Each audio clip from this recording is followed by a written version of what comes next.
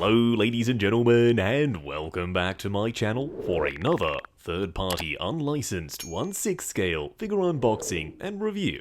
Now today we are taking a look at Bruce Wayne, based off his appearance at the start of Justice League, the normal version and Zack Snyder's one by SL Custom. Now I got mine from toyswonderland.com. I have popped the link in the description below for your reference purposes only. This is by no means a promotional video, this is a review on a figure I picked up for my own personal collection. While you are down there, why not hit that subscribe, bell notification icon, and join button so you're notified as soon as a brand new review goes live on the channel. As for the box art, it's quite literally as simple as it gets. Front and center a Batfleck logo and Bruce Wayne, then down below the SL Custom logo. Interestingly enough though, the box isn't black, it's actually a really dark shade of green. On the side, I'm pretty sure those are some warning symbols. Wait a second, haven't we already seen this? Well, yeah, they've actually printed the exact same thing on both sides. I'm actually a pretty big fan of SL Custom. They're not the biggest and loudest name when it comes to 1/6 third party, but they're like this quiet achiever. They've got their heads down, they're working in the background, and their previous figures, they have impressed me. As for Bruce, first in hand impressions are this body is pretty tall and quite chunky. Then the real reason why we're here, the head sculpt, and I can already tell you, so far, yeah, it is that good. What we are going to do now is get all of his accessories, as few of them as there are, laid out in the light box and take a closer look at everything he comes with. It's not like he comes with nothing, he does still come with a couple of bits and pieces, but I would have loved to have seen a snow-covered display base. It would have put him right in the scene from the movie. Now he does have a scarf made of black fabric, it's quite lightweight and it drapes well. Unfortunately though, the edge wasn't hemmed, so it is starting to tatter. I could potentially fix this myself, and I may actually have to, because I don't want it to get worse and the scarf eventually just ends up being a bunch of strings. Trudging your way through a blizzard, if you don't get taken out by the extreme cold and the snow, then your eyesight is potentially in trouble. Luckily, Bruce had eye protection. He does have these goggles, which kind of remind me of the Nightmare goggles, a nice touch Zack Snyder. We also have this stretchy elastic around the back, and the lenses are translucent.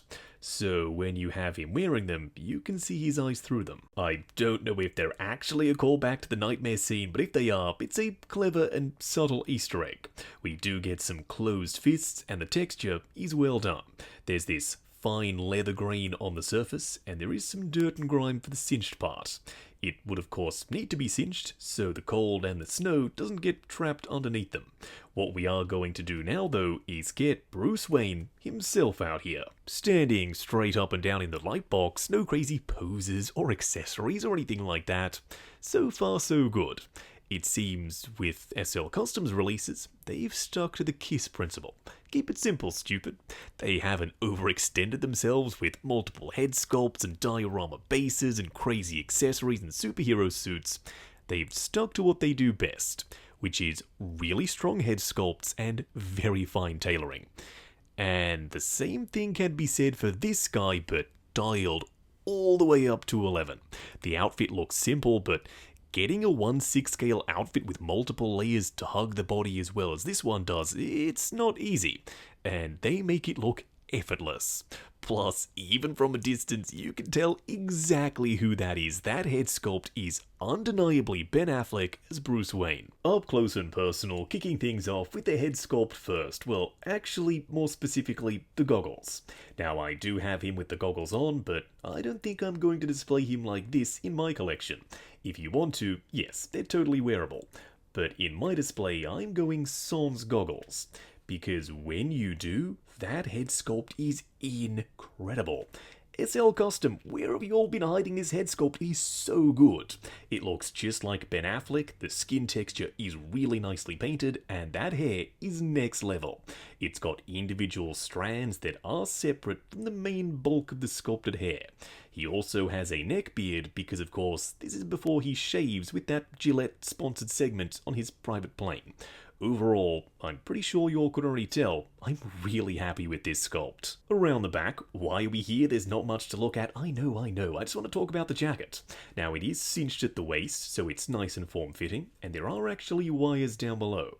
So you can potentially have it billowing in the wind on top of the mountains before he meets Aquaman. Maybe on a horse, or not. Now that I've said that, I really want to find a 1/6 scale horse for him to sit on. I reckon that will look cool as hell.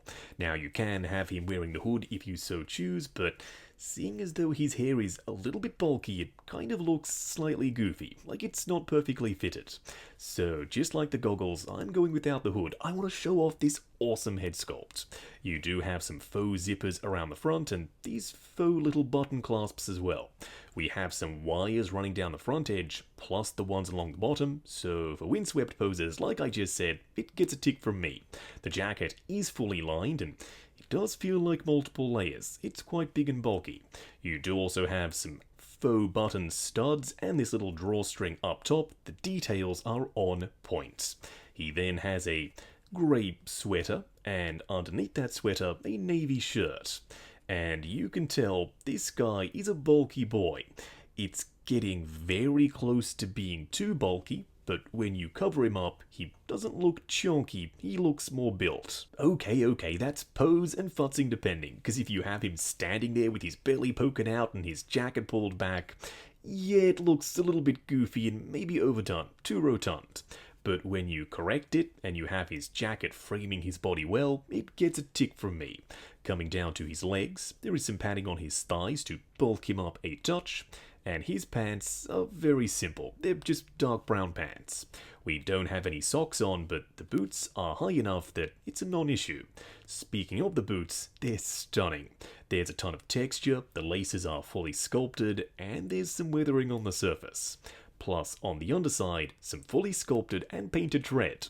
You can tell a company cares when they go to the effort of putting paint on the underside of the shoes. For a quick side-by-side comparison, on the left, SL Custom Bruce Wayne representing the start of Zack Snyder's Justice League, and on the right, fully suited and booted Batman.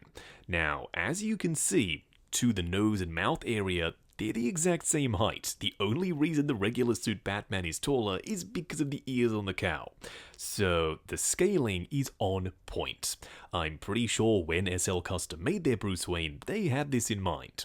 So in my collection, I have no problem whatsoever displaying these two side by side. Oh, and the same thing goes for Tactical Suit. Why is he here? Isn't this comparison redundant? Same body as we just saw, just with armor.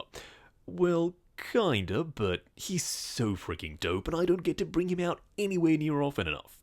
So if you're wondering how do these two scale and you wanted to actually visually see it, here that is. Going over articulation, do bear in mind this is my personal copy, so I'm going to be a little bit more careful. Starting off with the head sculpt, it's on a fixed neck with a ball peg down below. Looking forward and back, swivel and pivot side to side. The arms will go up to there, restricted slightly by the multiple layers. Going forward and back, butterfly joint at the shoulder that hinges up and down. Swivel at the bicep, double bend at the elbow going just past 90, then a regular hinge and swivel for the wrist peg.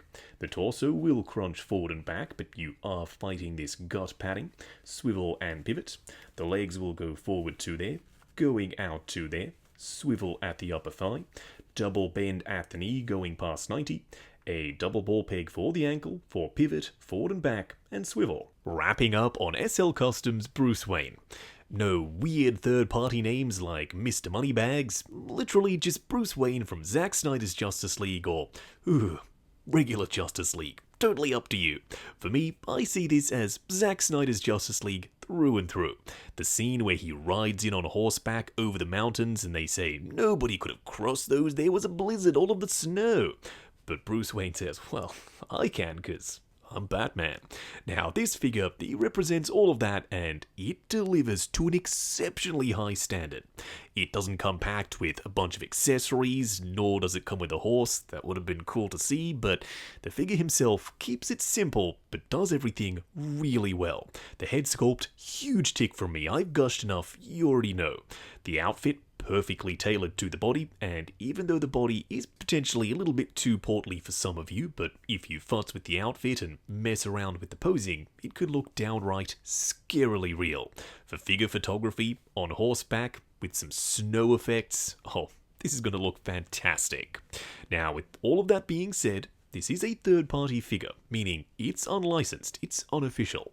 I got mine from toyswonderland.com. I have popped the link in the description below for your reference purposes only. This is by no means a promotional video, this is a review on a figure I picked up for my own Zack Snyder's Justice League collection. While you're down in the description, why not hit that subscribe, bell notification icon, and join button if you like the sound of seeing your name in the end credits of my reviews. Like, comment, and subscribe. We'll catch you in the next video.